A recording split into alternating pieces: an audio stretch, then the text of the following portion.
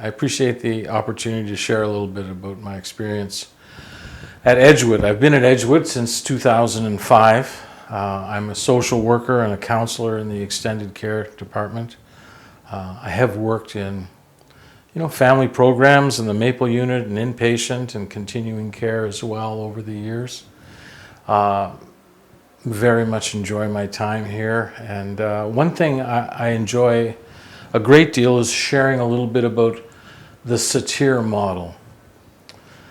The personal iceberg metaphor is a model that Virginia Satir and her colleagues developed in their work with families and family systems. I've adapted it to use here in treatment at Edgewood. As I look at the iceberg metaphor, which is a metaphor for my personal intrapsychic system, and when I look at this particular version of the iceberg, I see that I'm floating on the sea of life in that little canoe. And my experience in my life has been a bit like floating on the sea of life. And as I share with my patients and my audience, I am a man in recovery. I have been in treatment for my own substance use disorders and process use disorders. And when I reflect on the iceberg metaphor, I realize that my addiction and my disease and my whole process was very much about getting caught up in the superficial end of things. Like on the surface, I looked like I was doing well. In my life, I managed to get an education. I was brought up in a good home and worked on my education and career. And on the surface, things looked well.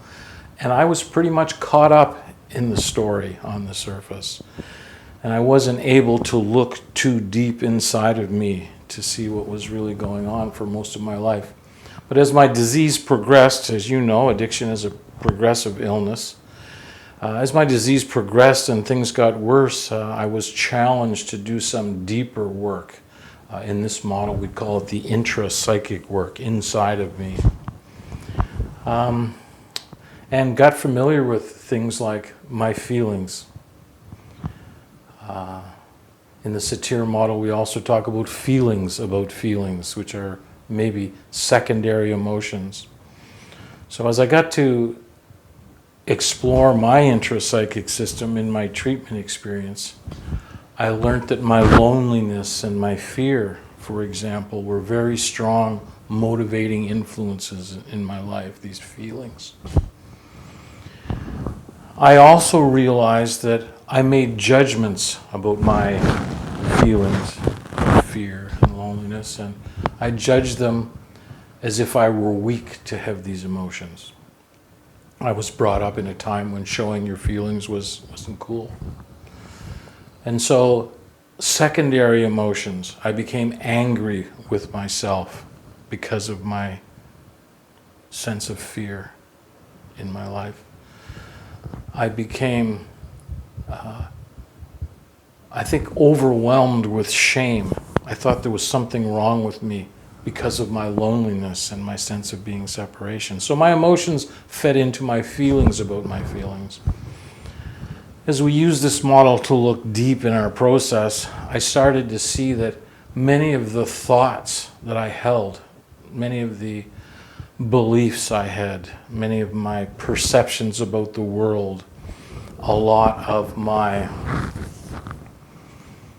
subjective reality was born in my early childhood experience when I was growing up with my mom and dad and my brothers and sisters at home. And I didn't realize that these early childhood experiences in my formative years sort of painted the picture of my beliefs, my values, were actually contributing to my subjective reality on a day-to-day basis as I moved forward in my life.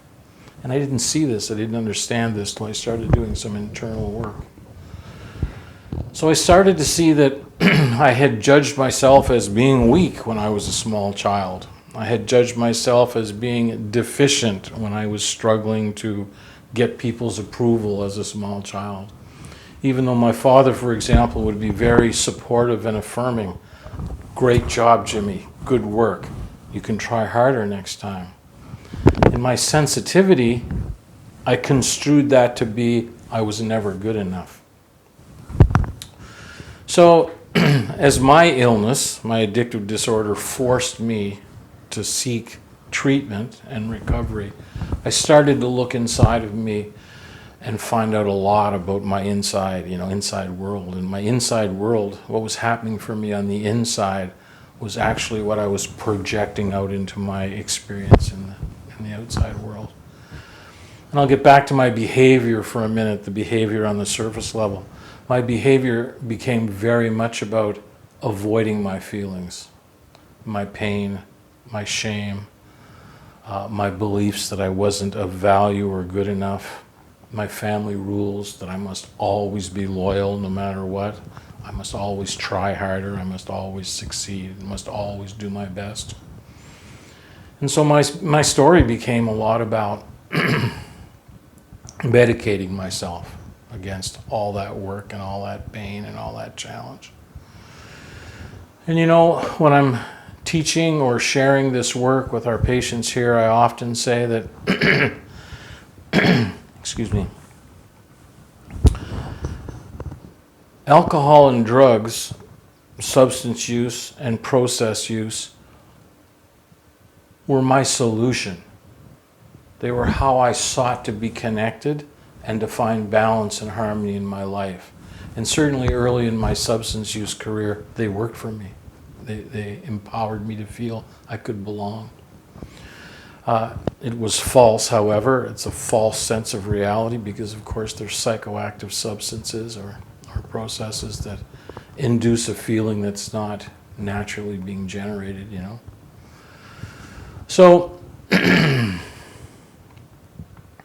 looking inside and starting to realize there was a whole world inside of me. Expectations, for example. I want to touch on my expectations. I started to expect that I would fail. I started to expect that I would disappoint you. I started to expect that I did not have what it takes to be there for my family. And of course, this fueled the substance use, and then the substance use and the behaviors fueled the feelings, anguish, loneliness, etc. So all to say, I see the progression of the disease as a separation from myself. Way down deep inside of me, I have yearnings. And Satir identified these yearnings as universal, something we all share. And the yearnings are about connection, about love, about being of value, being a part of, being a contributing member of the team or an important member of the community in some regard. You can see that as my disease progressed and as my sense of self continued to diminish, my ability to meet my yearnings was also inhibited or delayed. And so my real connection to myself in the personal iceberg metaphor Satir's model we call the spirit or the self. And it's illustrated by this candle, the flame deep down inside of me. My connection with my own spirit had been diminished significantly. Where at one point in time as a small child, I was genuine, I was congruent, I was sincere, I was alive, I was full of life that was moving through me. As I got older and my disease progressed, and I used substances and processes to manage myself in the world, I became estranged from Jim. And this is familiar to many of us in the business, but I want to point out to people that are listeners that this idea that addiction is a separation from self. Addiction is a relational illness. And my relationship with myself, my relationship with others, my relationship with the great mystery, my relationship to a loving embrace and communion with others was significantly diminished as I got sicker. And that's what addiction is. It's a separation from self. Addiction is a loss of self. And the substance use or the process use is the solution, is the remedial action we try to take as we self-medicate. At Edgewood, you're aware that we practice many different types of therapy, and all of these are about reconnecting the patient with themselves. Mindfulness, for example, practices of meditation and awareness and being present in the moment from moment to moment, is about my experience of myself. How am I experiencing myself? So we also use the iceberg model and this metaphor I do to help our patients reconnect with themselves. We do a lot of work in group therapy on emotions. Becoming emotionally fluent is a significant piece of this healing process and treatment. I start to become aware of that isolation, that separation. And then as I start to understand how it works, I can start to make choices that allow me to reconnect in a healthy way. Now the key here is abstinence. We have to be abstinent. Abstinence allows me to face the reality of my situation in an honest, genuine way. Congruence, it's called in the Satir model, becoming genuine, becoming real, having your thoughts and your feelings and your behaviors all line up is the goal. And it's the goal for any healthy, balanced experience in life. So we use the Satir model to help our patients understand what's happening for them internally, to become reacquainted with their internal process, to start to examine how they're really feeling, how their shame has been just a hidden negative driver of a lot of behaviors for such a long time. Shame is a significantly powerful influence on addiction and addictive behavior, addictive thinking. It's so interesting to me when I help patients see that they're looking at the world through the lens of that 6 or 8-year-old child. As I help them construct their internal process, maybe through a sculpting process out here in their room using their peers, they can start to see their disconnection from their self, from their essence, and start to see how defensive postures like the use of substance, blaming others, people-pleasing or placating, being all super reasonable and intellectual, the irrelevant coping stance of avoiding their pain and their anguish has kept them delayed and unable to address the root causes of their need to medicate themselves. So it's an education tool. We help people see what's going on. We help them see that they have choices. Deep down inside of my intrapsychic system, where I have feelings and feelings about my feelings and beliefs, judgments, my subjective reality, my expectations of self and others, my yearnings to be in loving connection with others, and my essence, the actual spirit that's animating me. They're all resources. When we connect in a healthy way and start to make choices on how we cultivate this relationship with ourselves in a different way, we find that we're full of resources. The healing is actually inside of us. Our healing treatment's a catalyst. Abstinence is a requirement, and healing is a catalyst. But the solution is inside each and every one of us, and it's about reconnecting to, what I believe, or what I call is the great mystery. We are human, of course, and in that way, a bit of a divine spark somehow informs our healing, as it does with every other thing in nature that looks to find its own balance and stasis and harmony. So if I may, I would I would like to elaborate for a moment on the sense of spirituality that is very much present in the Satir model, and I believe very much present in the whole treatment process. The word spirit, apparently in the English language, comes from the word spiritus in the Latin language, and means the essence or the breath of something. And I believe in each one of us there is an essence. I believe it's of a divine nature, but I don't know what it is. In my spiritual orientation, I like the frame of reference, the great mystery. That really resonates with me.